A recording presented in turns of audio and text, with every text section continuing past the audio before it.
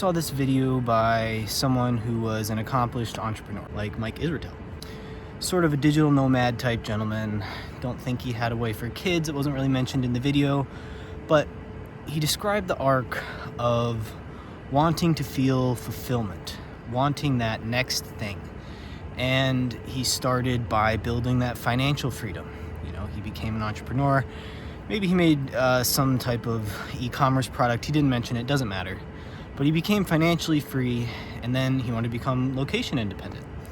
He had beautiful cinematography showing so many different beautiful vacation spots, and not necessarily even vacation spots, but spots you kind of wander to when you make money from anywhere and you live that sort of life.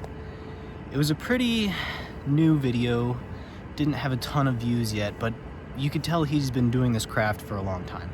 The way he sort of answered the question for himself, the question of how do you find fulfillment when you achieve something that seems impossible or seems difficult, and then the second you get there, the goalpost moves. I think the shorthand term for this is the hedonic treadmill.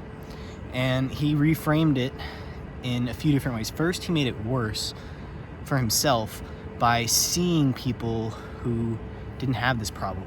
At least on the surface, that's how they presented. These people in other countries, other parts of the world who had simple lives, slower paced lives. They knew what they were doing. They were grocery shopping for their family. They were doing things that he wasn't. He was living a faster paced life. And he almost envied that simplicity in a way. Over time, as the video came to a close, he decided to pitch the question, instead of why am I not satisfied, how much is enough? And for me, that's the start of this philosophical exploration. What it really comes down to is mastery over oneself, over one's internal compass, over how you're feeling on the inside. And I think this is the cruel lesson that business gurus, billionaires learn far too late. The best cheeseburger in the world probably costs about $20. I mean, you can spend $1,000 on some cheeseburger that's crusted in gold and imported from, I don't know, 3 planets away, but it's still gonna taste as good or as bad as your own receptors can process it and give you feedback. And then you're like, okay, what else can I buy with money? Well, you can buy power, which, let's not get into that, but the goalpost shifts. And what I have found, both for myself and for having talked to several people who, let's just say, are very financially successful and have seen this trap, what they always say is experiences are things that cannot be bought with money, and skill acquisition. The feeling of practicing something in flow and being a master of that thing, whether that's baking, whether that's skateboarding, whether that's Brazilian Jiu-Jitsu, that feeling is worth more than money, because that feeling is what it means to be alive. Now, that comes with another trap. Sometimes that feeling isn't sustainable, like lifting weights, for example. You can burn yourself out lifting weights, so you sort of have to be strategic about it. You know, you have a specific schedule. On days XYZ, I do ABC. Right? You don't do bench press every day, 7 days a week, because your arms would break. Same with jiu-jitsu. You can't train 24/7 unless you're taking steroids, but then again, you're trading off health consequences. So really, you kind of got to balance it, you know, on days, off days, high intensity, low intensity. But what I've found is you can have multi-domain unique experiences. You can, there's nothing to say you can't be a high-level academic like Mike Israetel. You know, he's a PhD in sports something, physiology, doesn't matter. But he's also a bodybuilder, he's also a black belt in Brazilian Jiu-Jitsu, and each one of those things could be the defining feature of your life. There are academics whose entire existence revolves around the fact that they're a doctor and they achieve that degree. But then what? Get another doctorate? I mean, yeah, that's the path, possibly, and, you know, it works, I guess. But what I've found to be more sustainable is at the same time you're doing one path, you're also doing a different path. And not just a different path that's completely unrelated, but something that compounds a little bit.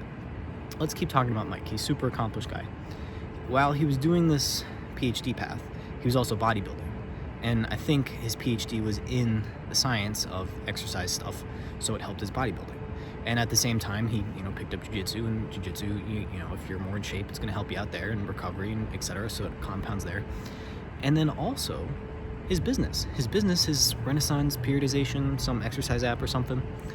And so all of those things are compounding, but each one of them had micro wins along the way.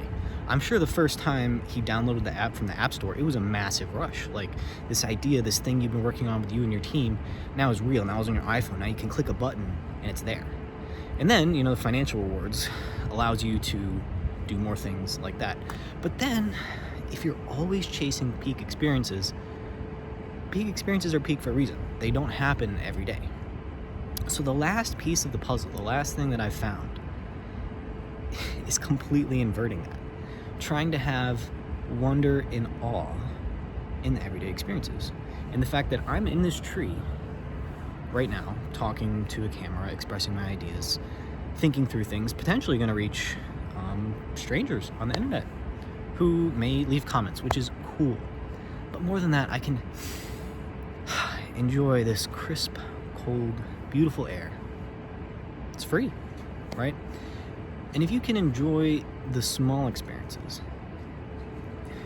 you might find that you find more wonder in watching a leaf fall from a tree than you did making $1 million in business. Now, I can't tell you, I certainly have not made $1 million in business, but what I have done is watched a leaf fall from a tree and noticed that it was cooler than winning tournaments at Brazilian Jiu-Jitsu. Now, some tournaments definitely beat that, but there were those tournaments where I just went through the motions and was tired after, right? It was great, it was fun, I had a great time, but I was beat up, I was a little scratched, I was sore, right? It was a long day, coaching as well, lots of stuff.